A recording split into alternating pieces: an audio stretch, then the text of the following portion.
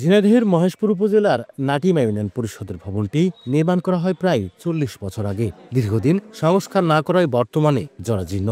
দেয়াল থেকে খসে পড়ছে পলেস্তারা, ছাদে দেখা দিয়েছে ফাটল।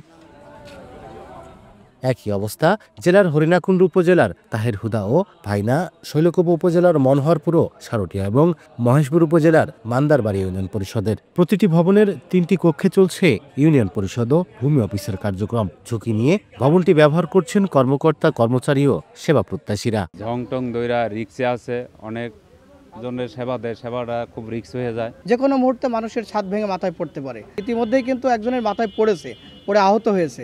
ইউনিয়ন পরিষদের এই জরাজীর্ণ অবস্থা থেকে পরিত্রাণের জন্য একটা স্থায়ী ইউনিয়ন পরিষদ ভবন প্রয়োজন। নতুন ভবন নির্মাণের জন্য মন্ত্রণালয়ে আবেদন করা হয়েছে বলে জানায় স্থানীয় সরকার বিভাগ। আমরা বিষয়টি জানিয়ে আমাদের ঊর্ধ্বতন কর্তৃপক্ষকে অবহিত করেছি। আমরা আশা করি সরকারি উদ্যোগের ফলে খুব তাড়াতাড়ি এই বিষয়টি সমাধান করা সম্ভব হবে। ঝিনাইদহের ঝুঁকিপূর্ণ ৬টি ইউনিয়ন পরিষদে প্রতিদিন গড়ে প্রায় ২,০০০ মানুষ সেবা নেন। লোটাস রহমান সোহাগ, সময় সংবাদ, ঝিনাইদহ।